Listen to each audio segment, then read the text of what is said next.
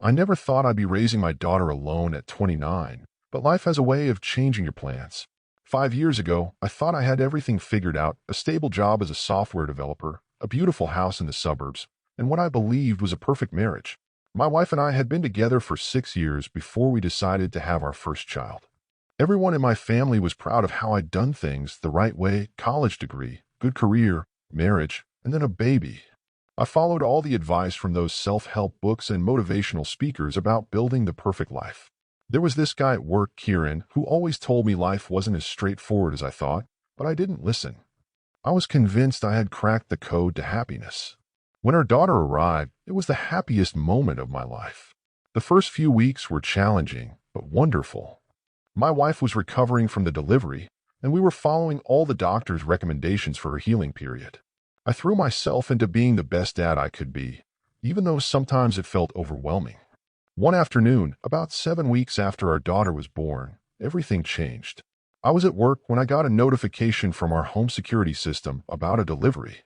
Since it was my lunch break and our house was only a short drive away, I decided to head home to pick up the package. I thought I might surprise my wife with some flowers too. As I pulled up to our street, I noticed an unfamiliar Mercedes parked outside our house. It seemed odd, but I didn't think much of it at first. I was going to ring the doorbell as usual, but something made me use my key instead. That decision changed everything. The moment I stepped inside, I heard noises from upstairs. Our bedroom door was closed, but I could hear the creaking of our bed.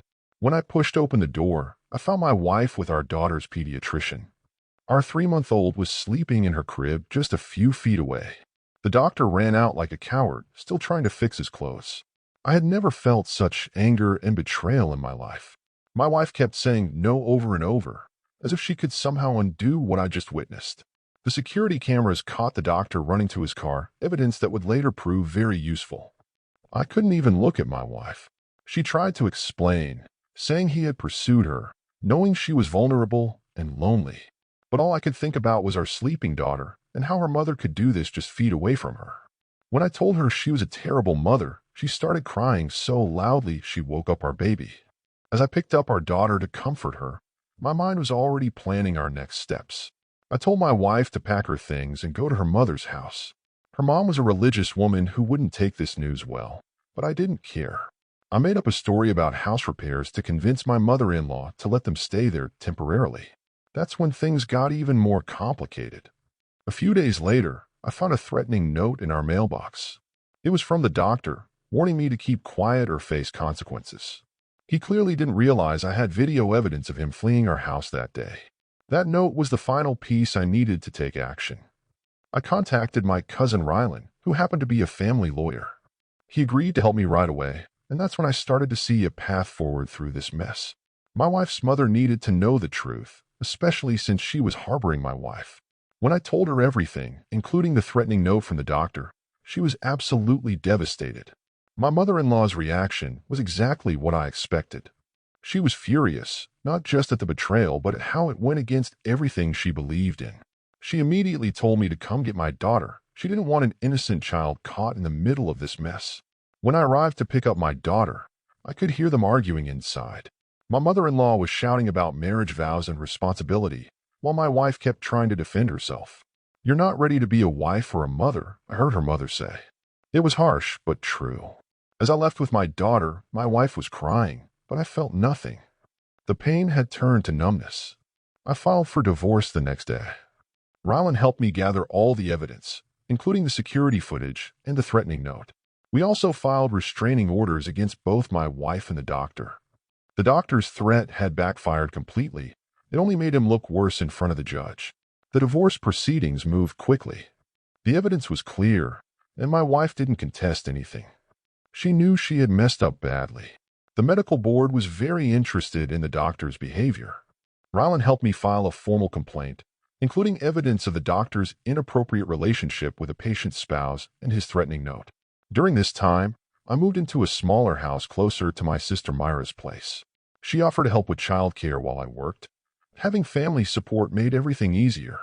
My daughter was too young to understand what was happening, which was a blessing. I started developing a routine of work, home, family time, and lots of baby cuddles. The medical board's decision came a month after the divorce was finalized. They revoked the doctor's license. His career was over, and honestly, it felt like justice. He had abused his position of trust, not just with my wife, but potentially with other families too. The board's investigation revealed he had a history of getting too personal with his patient mothers. My wife still had visitation rights with our daughter, but she had to follow strict guidelines. She kept calling me, sometimes to apologize, sometimes to complain about living with her mother, and sometimes just to talk about our daughter. At first, I answered every call, thinking it was the right thing to do. But after a while, I realized I needed to set boundaries. I told her to stop apologizing. It wasn't fixing anything. Life settled into a new pattern. My sister Mira was amazing with my daughter, and watching them together helped heal some of my pain. My daughter started crawling, then walking, reaching all her milestones surrounded by love from my side of the family.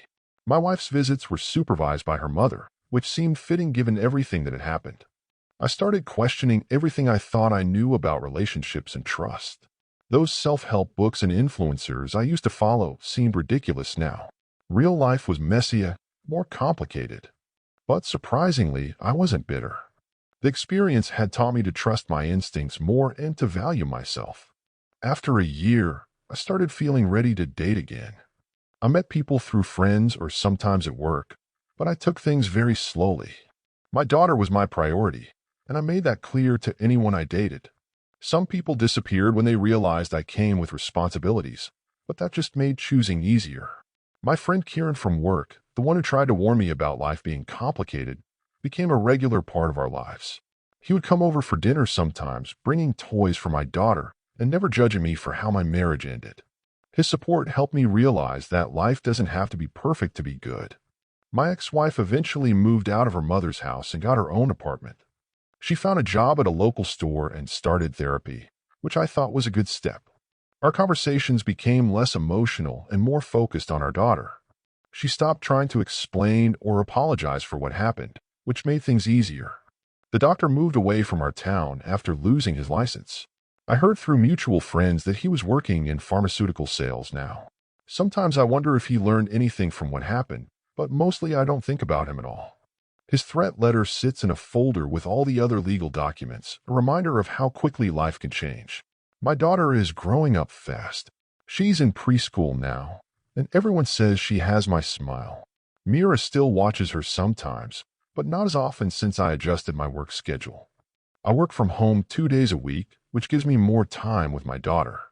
We have our little routines, making pancakes on Saturdays, video calling her cousins on Sundays, and reading 3 books before bedtime every night. Dating is different now. I'm not looking for perfection anymore. Instead, I pay attention to how people treat others, how they handle stress, and most importantly, how they interact with my daughter. I've had a few relationships, some lasting a few months, others shorter.